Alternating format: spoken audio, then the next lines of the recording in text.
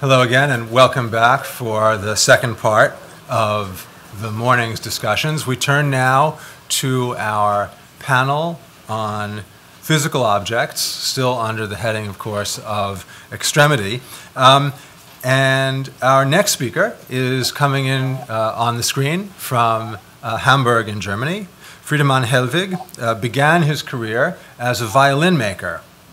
He then moved into the museum space, becoming conservator of musical instruments at the Germanisches Nationalmuseum in Nuremberg.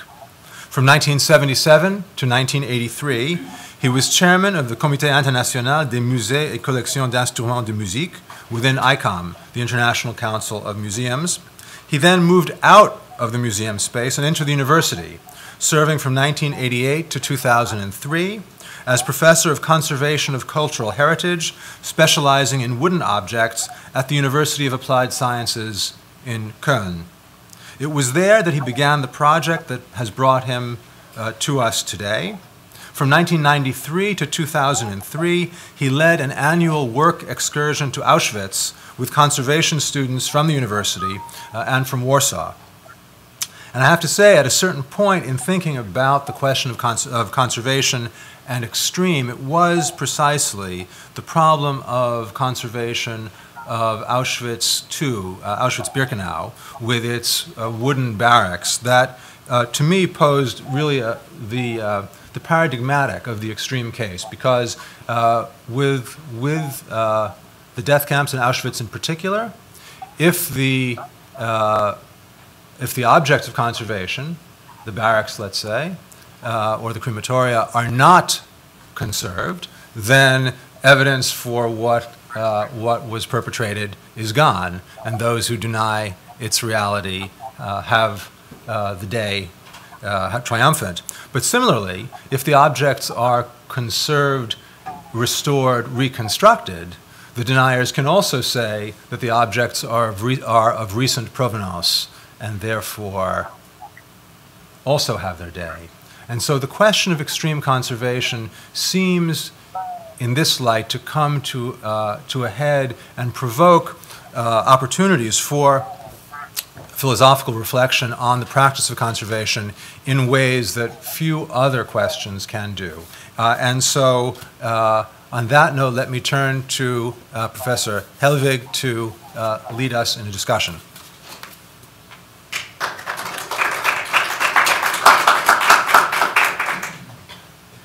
Thank you, Professor Miller, for your kind words, and many thanks for inviting me to this special day.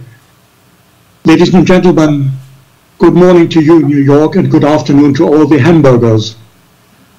It was to my amazement that someone dug out my name from the endless literature on Auschwitz. Although my activity there ended in 2003, the year of my retirement, Auschwitz, the place, its history, its victims, its thousands of aspects of varied nature, one cannot erase all this from one's mind once one has seen this place. It is therefore with great satisfaction that I have accepted your invitation. I deeply regret not to be able to be present in person today. My misfortune happened on the 3rd of February at the end of a short visit to Auschwitz, where I was given the opportunity to talk to Christina Oleksy, former deputy director of Auschwitz-Birkenau Memorial. It was in the Krakow hotel that I broke my right neck or femur. I was taken to the 5th Military Hospital in Krakow, where they did a good job on me, providing me with an artificial hip joint. Back to Germany, the rehabilitation process is taking longer than anticipated. But thanks to modern communication techniques, I'm at least able to participate electronically in this meeting despite my misfortune. Thanks to everybody involved. Special thanks to Rick Barley. Now to my topic. Auschwitz, synonym of terror, death and endless mourning. Auschwitz, a universe of atrocities within the universes of inhumanity. Auschwitz, the place of the most brutal crimes of the brutal Nazi regime. And all this in the name of Germany, in the name of the German people. And Auschwitz is but one of the extermination camps under German direction. Others are Chelmno, Treblinka, Majdanek, Sobibor, Bełżec, all of them in Polish territory, and one more in White Russia, Malitosjanes. Why did I choose Auschwitz as my topic? All former concentration camps have little to show to today's visitors, since the SS and other Nazi organizations had destroyed buildings, crematoria and similar installations, and had burned documents, often some time before the conquest by the Soviet army, with the exception of Auschwitz. It is here that a good number of buildings can be seen, and thousands of objects give evidence of the Nazi crimes. Furthermore, the Auschwitz archives are a constant source for research into the suffering and death of hundreds and thousands of men, women and children, and also into the lives of men and women who ran the camp. Thousands and thousands of objects are waiting for conservation. As an object conservator, it is therefore Auschwitz where I've gone with my students of conservation sciences to help to safeguard what history has left. Let me start by giving you a brief history of the three camps of Auschwitz, while I show you a few photographs from the time when the camp was in operation, focusing on the goods that the prisoners brought with them, their deprivation, their storage in the warehouses called Canada, Canada being a synonym for undescribable wealth. My students and I helped to preserve a number of these objects during our stays in Auschwitz. The camp's history lasted from 1940 to 1945. Auschwitz I, Auschwitz is the Germanized name for Oświęcim, is the initial and main camp, the Stalag, was constructed in 1940 on command of SS-man Heinrich Himmler. Its location was a number of dilapidated buildings, formerly Austrian barracks and housing for transition workers. This site appeared particularly suited because of good rail links and its remoteness. Throughout its existence, the camp was constantly expanded, resulting in two more camps, Auschwitz II and III, and numerous sub-camps. The initial purpose of Auschwitz I was to hold Polish political prisoners, intellectuals, clergymen and resistance fighters, the first of whom arrived in May 1940. It was here that Dr. Mengele used mostly children for his cruel experiments, and it was here that Cyclone B was first tried for gassing Soviet prisoners of war. Auschwitz I, by the way, possessed one small crematorium. Construction of Auschwitz II, Birkenau, began in 1941. Birkenau, again, is the Germanist name for Brzezinka, a nearby village. Auschwitz II was constructed to receive 50,000 prisoners intended to do forced labor. Eventually, up to 200,000 inmates stayed at Auschwitz II, amongst them 20,000 Romani, gypsies, for a certain time before their complete extermination. The first two gas chambers, bunkers 1 and 2, consisted of small cottages converted to that purpose. Early in 1943, the Nazi administration felt the need for more effective gassing and began constructing Crematorium II, a partly underground installation. Soon thereafter, Crematorium III was built to the same design. Crematoria 4 and 5 were simpler overground constructions. By summer 1943, all four crematoria were operational. It was in these four crematoria that the vast majority of people, mostly Jews, including some 400,000 from Hungary, were killed immediately after their arrival, unless they were found fit for work and died later of hunger, diseases, and atrocity by the guards. A short quotation will give an idea of the inmate situation. SS camp head Karl Fritsch welcomed newly arriving prisoners by saying, "You have arrived not at a sanatorium, but at a German concentration camp in which the only way out is through the chimney. If someone doesn't like this, he may go at once to the wires. If there are any Jews in this transport, they have no right to live longer than 2 weeks. If there are any priests, they may live for a month, the rest only 3 months. Auschwitz III was constructed in connection with the building a huge plant for the production of buna, a kind of artificial rubber. Initial workers came every morning from Auschwitz I, in addition to inhabitants of the town of Schwerin, who were forced to work there too. The Auschwitz concentration camps were liberated on January 27, 1945, by the Red Army. Before that, the SS set about their final steps to remove the evidence of the crimes they had committed in the camp. They made bonfires of documents on the camp streets. They blew up crematoria 2 and 3, which had already been partially dismantled on January 20. And crematorium 5, still in operational condition, was dismantled on January 26. On January 23, they set fire to Canada 2, the complex of storage barracks holding property plundered from the victims of extermination.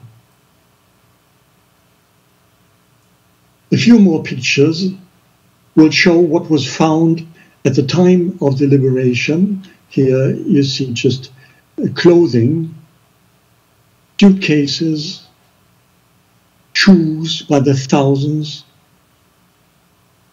hairbrushes, tortoises, combs, Jewish prayer shawls. And here Soviet experts examine human hair, and finally containers of cyclone B, the gas, which by the way is hydrocyanide, adsorbed to some silica material. It was soon after the liberation that a group of former prisoners thought of preserving the remains of Auschwitz I and II as a warning to future generations. In 1946, the Polish Ministry of Culture sent a group of former prisoners to Auschwitz to protect the site of the Auschwitz camp and set up a museum there. The official opening of the museum was held on June 14, 1947.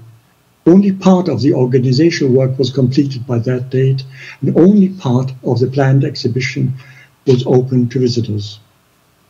Years later, Primo Levi, perhaps one of the most prominent amongst the voices from former inmates of Auschwitz, puts this in word in 1986 on the occasion of the opening of photographs of concentration camps. Quotation: "In many of us, the old trauma continues to affect us. The burning of remembering, stronger than emotion, and hence our need for distance. Should someone had asked us at the time of our liberation, what do you want to do with these contaminated barracks, the nightmarish fences, the furnaces and gallows? The majority of us, I think, would have replied, away with all of it, tear it all down, raze it all to the ground, together with Nazism and all that is German." This we would have said. Many have indeed replied this way. They tore down the barbed wire, set fire to the barracks, and we would have been wrong. The horrors could not be wiped out. The remains do not lose their significance as memorial in the course of years and decades. On the contrary, their significance is growing. They teach us better than any treatise or memorandum how inhuman the Hitler regime was, also in their choice of settings and architecture. End of quotation. Levi is best known for his books Is This a Man and the Truth. In the latter, he describes the camp at the time of its liberation by the Soviet army, as I said already, on January 27, 1945. He and many others state that life, suffering and death in a concentration camp cannot be put in words. It is the hermetic knowledge of those who had been held in a death camp and those who have survived. And yet, it was the survivors who made the remains of Auschwitz a memorial site. When visiting Auschwitz today, you would perhaps be confused. Auschwitz is a place of mass tourism.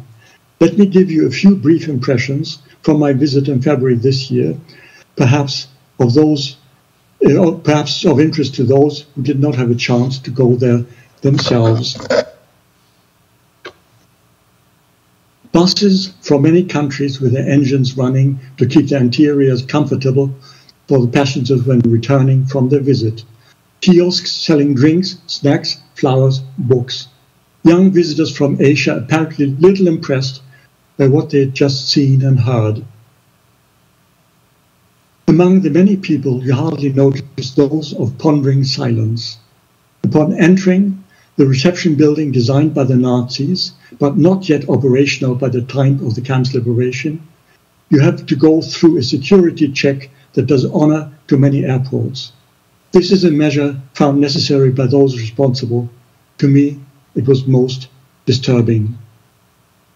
Once you have gained fresh air again, your eyes turn towards a building that seems menacing. The number of chimneys, what are they for? It's the kitchen building.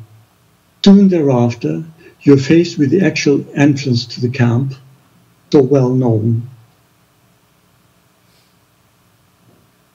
You see the cynical heading, Arbeit macht frei. Our work will liberate you. This motto was also used at the entry gates to the concentration camps of Dachau, Großrosen, Sachsenhausen, Neuengamme, and the Gestapo prison in Theresienstadt, Teresin. Turning right, you can take a look along the gap between the two rows of barbed wire charged with high voltage. Proceeding further into the camp, you would notice the row of buildings, once of one story, then topped by the prisoners by a second story. There are watchtowers everywhere, with strong searchlights during the night. Subsections are separated by wired fences with warnings of Hochspannung, high voltage, and Lebensgefahr, mortal danger. Sorry. Won't go back. Here we go. Yeah, here you see these warning signs. Finally, a glimpse at the Budka Kaduka, at Kaduk's booth. Oswald Kaduk was one of the most cruel, most brutal, most vulgar of all SS men in Auschwitz. He acted as head of many roll calls, once making the prisoners stand up for as many as 19 hours while he sat comfortably in his booth. I'm showing this picture because we did conservation work to the original, while a copy here in the picture is standing in the open air. Moving on to Auschwitz II, Birkenau, Auschwitz II in Birkenau, you see the well-known entrance gate in the distance, still with the construction to hold the tent for the 70-year celebration of the camp's liberation on the 27th of January. Now, it is 7 years ago. The railway tracks inside the camp are the place where prisoners were unloaded in 1943 to 1945. There were once hundreds of wooden blocks here, shot by a Soviet photographer in 1945.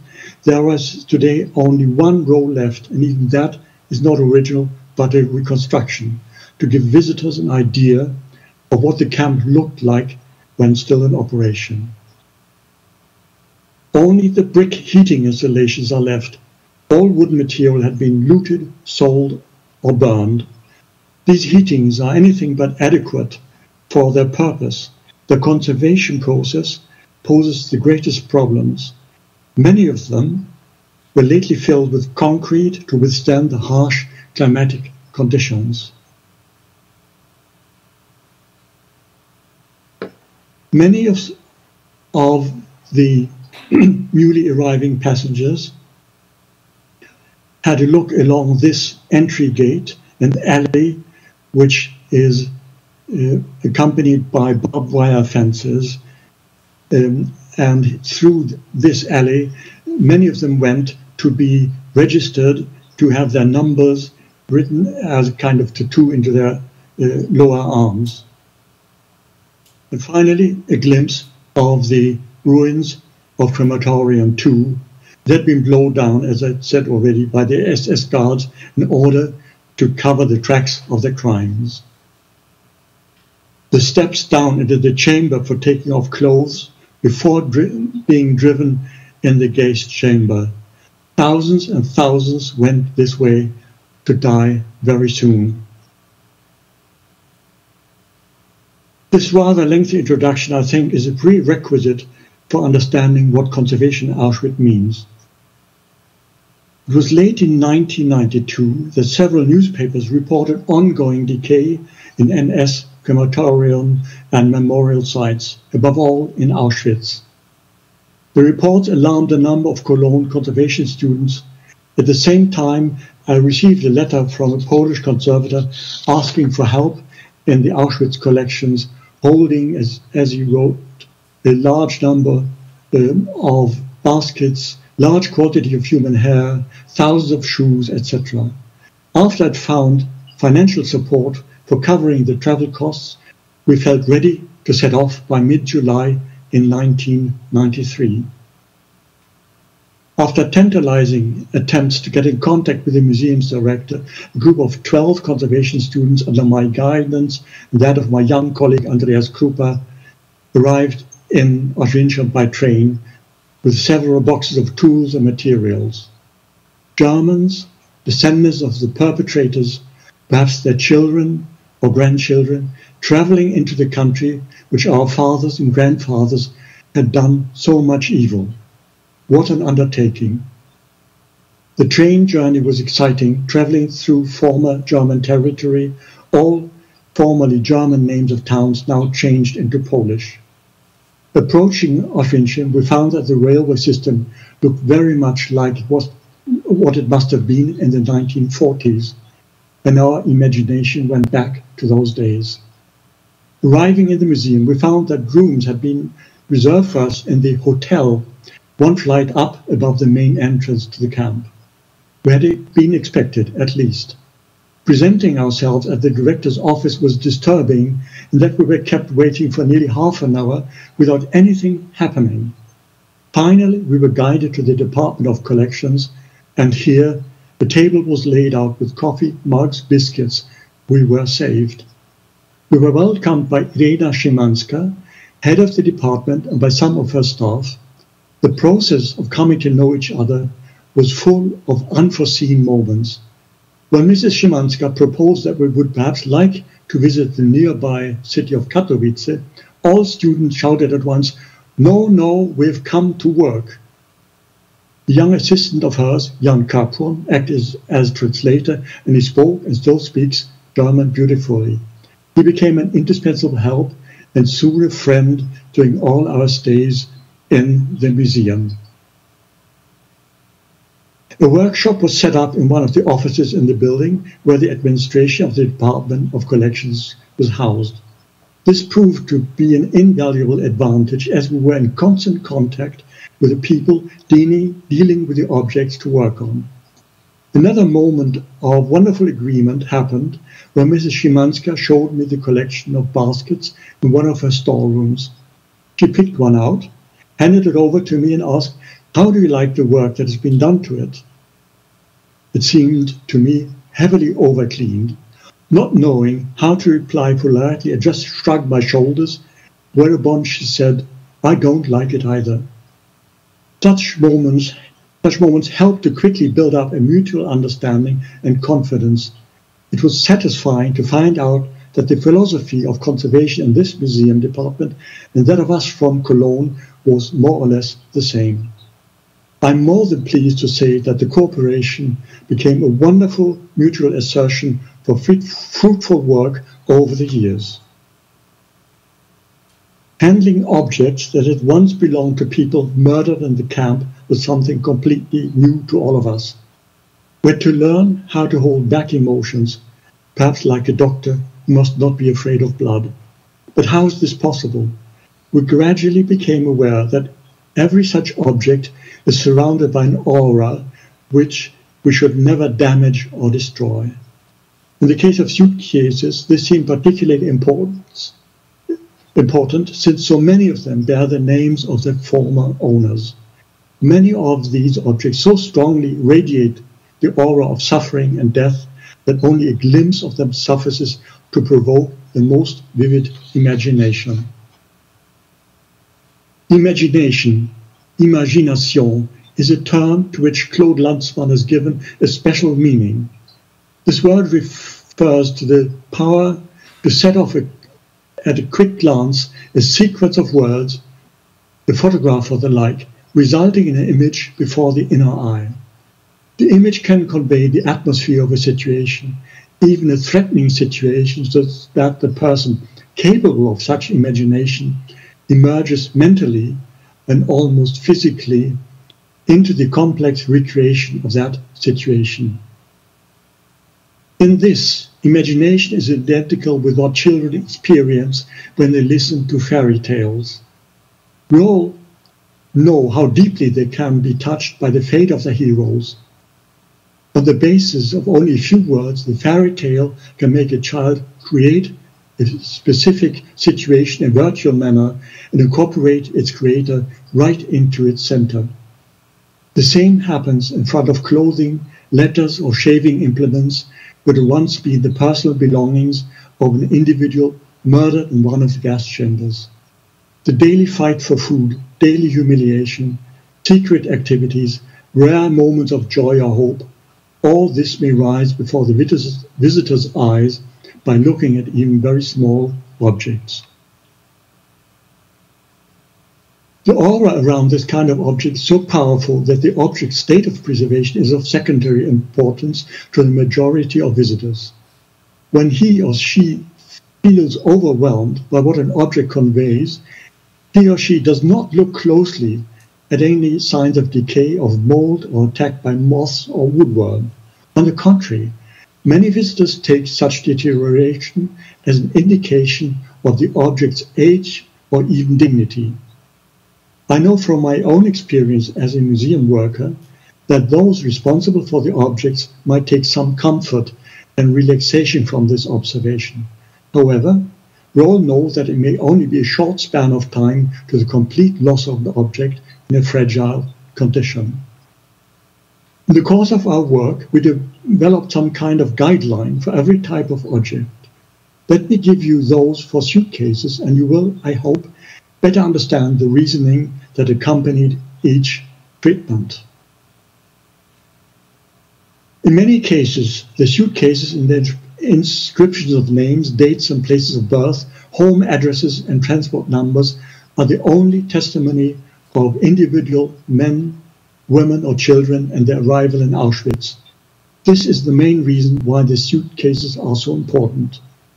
At the beginning of treating a suitcase, the first question is that of the condition at its arrival in Auschwitz. The general answer certainly is that they arrived in good condition as a sign of self-respect of their owners. In addition, many suitcases have been made of material of good quality, and this confirms the assumption of their owners' care during their use. Photographs, statements of survivors, and other sources show that the suitcases were usually ripped open in Canada in order to arrive more quickly at the expected valuables. Nevertheless, some photographs show relatively carefully piled up suitcases, which probably were planned to be sent home to the Deutsches Reich. The suitcases in such photographs seem to be in a better state of preservation than those found today in the Auschwitz collections. We have to assume a careless handling during their collecting from the ramp, during their transport to Canada, during their unloading and subsequent opening, during their final transport to the storage area, and during their separation for further use according to quality and condition. All this under what were probably very bad weather conditions. It may therefore be assumed that the bad state of preservation is the result of what happened in Canada. In addition, the damage might have occurred after the liberation of the camp. Certainly, the suitcases have not been accepted as important museum goods but rather have been centrally collected, then presented to an administration office, often removed from storage to storage, and have only after some time been incorporated into the newly founded collections. Thus, They've often been exposed to unfavorable weather conditions and have been moved and stored in an unprofessional manner, as we would say today. Thus, as a rule, we have to distinguish between two significant stages. First, the period of usage by the legitimate owner, sometimes by further persons after the original owner's death, and the second stage in the hand of the Nazi organization at the ramp and during the subsequent handling and storage. Handling after the liberation is not considered a significant stage. The present state of suitcases, therefore, is the result of these two stages plus that of later conservation treatment. At the beginning of any new treatment, the condition must be interpreted in the light of one or more of the above stages. No doubt, this is a subjective process lacking strictly objective criteria. Nevertheless, it will be of importance for the treatment plan. The aim will be to do justice to the former owners and the conditions in the camp while soiling, water damage, and all the deformation will not be considered as wounds of history that have to be preserved. It is not the time after the liberation of the camp that has to be documented, but rather the period when this prisoner still had this suitcase under his care, when the suitcase became the illegitimate property of the camp's administration. However, drawing a clear borderline between any of those stages, establishing a date to a suitcase's present damage is possible only in a few cases. Whatever the aim of conservation of a suitcase, the deformation, the aging of materials, the change of colors, the corrosion of metals, the loss of inscriptions, etc., are irreversible processes. In addition, the amount of time required for a detailed examination and treatment could not be justified with regard to the number of suitcases also awaiting treatment. In examining the suitcases, past treatments, probably during the 1970s, presented a further problem. At that time, resin-like coatings were applied, which also covered the soiled material. Fortunately, these coatings are water-soluble in most cases.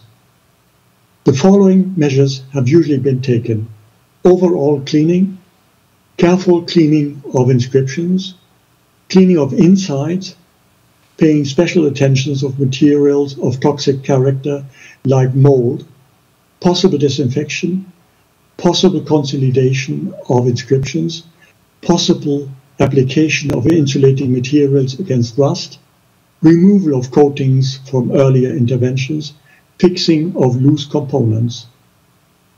For practical reasons, for conservation ethical considerations, and in view of the limited technical facilities during our stay, we did not aim at perfect cleaning of the complete suitcase, treatment of deformation, treatment of corrosion, retouching of inscriptions.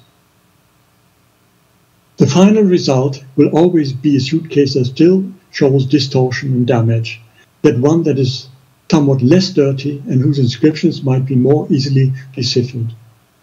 We have deliberately accepted that the components of a suitcase may vary in the degree of cleanliness, and that it may not be fully logical in its state after its preservation. Similar guidelines were worked out for clothing, atars, that is the decorative seams of prayer shawls, baskets, wooden objects, and relics of gas chambers. Objects apparently not covered here were treated accordingly. Just a few more images from the students here discussing the conservation of prisoners' clothing together with Jan Capron, our friend and translator here standing at the right, a collections specialist. Students are trying to assemble fragments of a Bible to see what, after severe water damage, can be put together again to do justice to their former owners. Labels from cans of Cyclone B, which initially was developed for disinfection of greenhouses. The SS had created a picture book wrong correct for the guards and the camp service, that it is what it says on the left. On the right, you see an example, and its title line says, guarding a small command of prisoners on their way to and from their workplace. The upper image shows wrong, that is, neither guards nor prisoners should look after the young lady on her bicycle. But as you see further down, guards should have their guns ready, and prisoners should look at the word and still have their caps on their heads. A number of such blocks have been preserved. Some of them are in fact very funny. Besides objects from the time when the camp was still in operation, the collections hold a vast number of pieces from immediately after the liberation.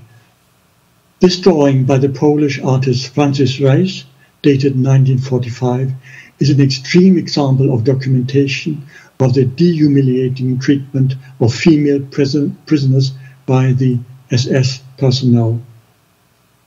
A good number of drawings by various artists, among them Josef Brandhuber, form invaluable material illustrating everyday life and everyday death in the camp.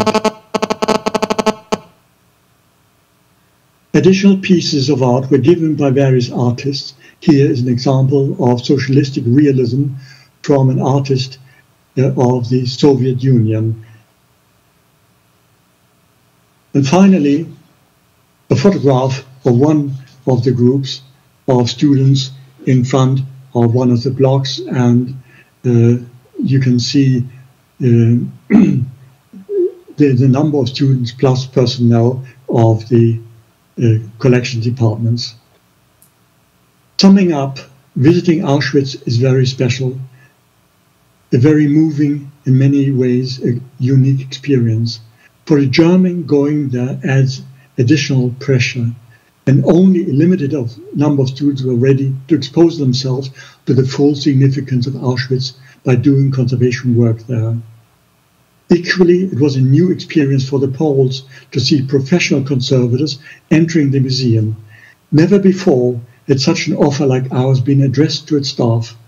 This only explains the director's kind of helpless attitude towards his guests who had invited themselves to the museum.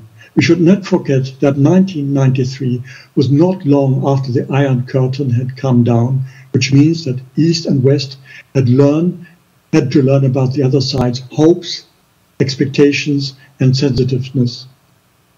The early stage of our work in Auschwitz proved to be a continuing test of both sides' openness to listen to the other's arguments and to think of careful replies until everybody became sufficiently self-assured.